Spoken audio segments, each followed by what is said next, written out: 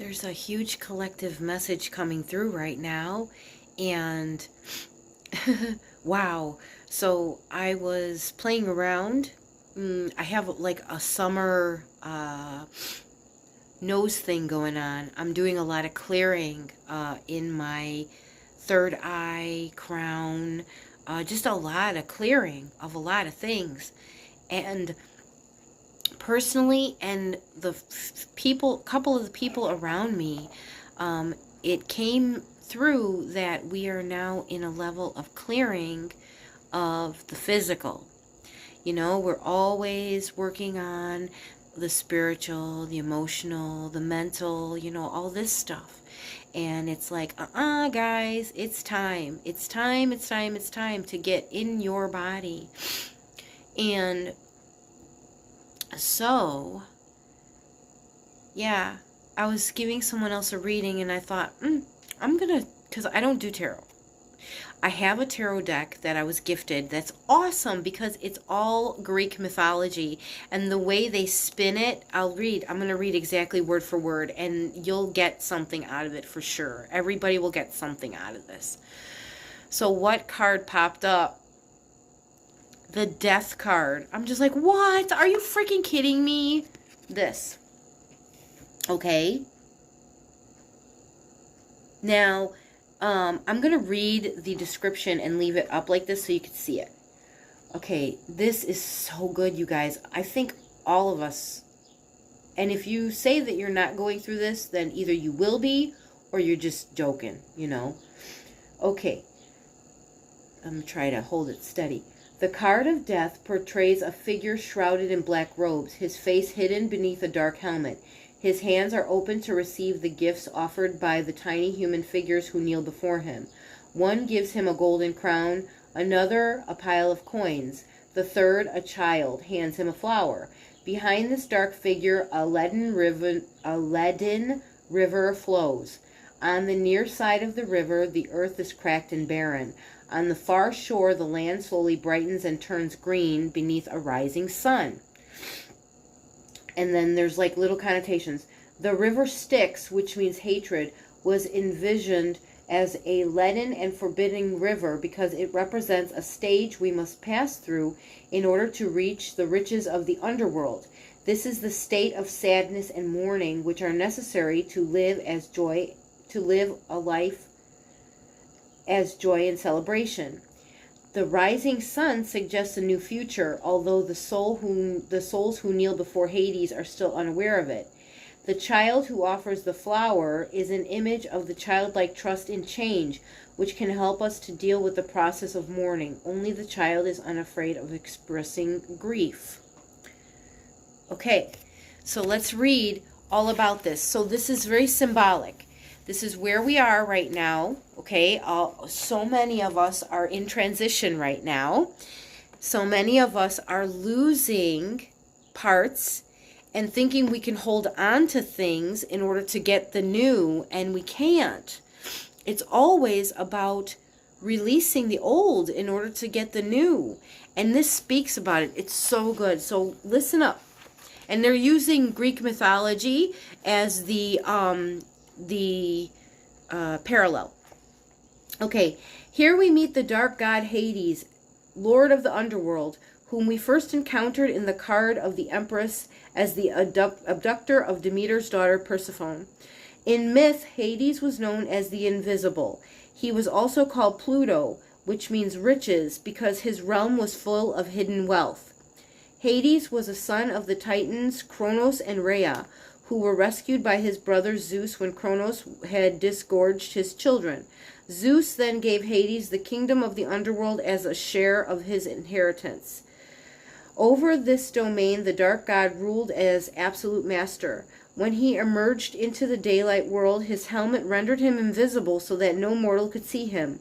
The rites of death required that a gold coin be placed in the mouth of the corpse, for without offering Hades his due, the soul would be doomed to wander forever on the shores of the river Styx, which bounded the underworld kingdom. Although Hades was accorded less status than his heavenly brother Zeus, he possessed the greater power because his law was irrevocable. Once a soul entered the kingdom of Hades, no god, not even the king of the gods, could retrieve it again. See how, like, when you go through a transition or a change, you can't take none of that back. Like, for example, if you have a baby, you can never go back to being not a mother, right? I mean, like, that's kind of the parallel. Okay. Although certain heroes such as Orpheus and Theseus made illicit entry into Hades' realm, tricking the ancient boatman Charon and managing to avoid the terrible three-headed dog Cerberus, who guarded the gates, none of them returned to the upper world the same. Such was the irrevocable power of Hades that the gods swore their oaths by the waters of his river Styx, which was both deadly poison and also conferred immortality. See, so they swore to it because it's like nothing got past there, right? Yeah. Okay, on an inner level, Hades, Lord of Death, is an image of the permanent and final end of a cycle of life. When we change, a new attitude or new circumstances may come, but the old way is dead and will never return in its original form. Thus, Hades is a symbol of the finality which we experience with all endings, and also portrayed by the dark robes, a symbol of the experience of mourning, which is necessary to prepare for the new cycle. I want to pause. Like, that's one thing that a lot of us don't do. Like, do we actually mourn the ending of something? Do we give it its proper celebration? You know, do we bury it? Do we give it a place? You know, so many of us just kind of leave things hanging, and that hanging energy isn't completion. Completion is necessary for the start of something new. Okay, let's see. In the card of the Hanged Man, we encounter the experience of voluntary submission to the hidden laws of the psyche, the decision to let go of something in the hope that a new phase of life might emerge. Hades, the Lord of Death, represents that in-between state where we are brought face to face with the complete irrevocability of our loss before the sense of new growth has begun. The card of death does not necessarily symbolize a bad ending.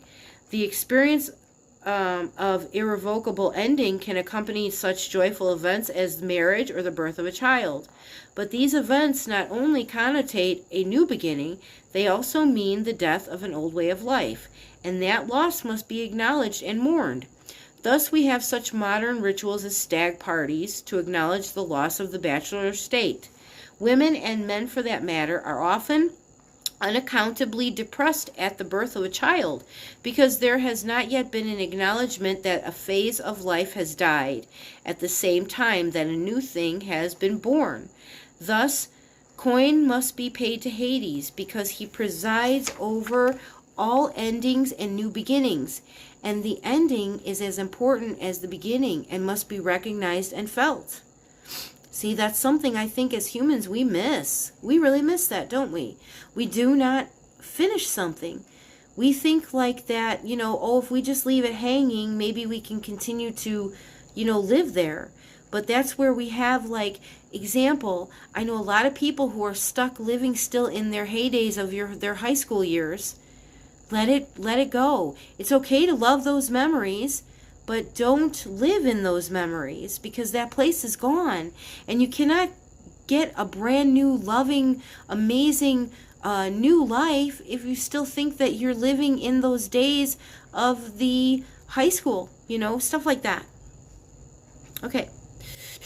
We go naked into the underworld, for we cannot bring with us our previous patterns and attitudes which have provided us with security. Thus, the card of death is not a description of physical death, but rather an image of the inevitable changing cycles of life, which always contain endings.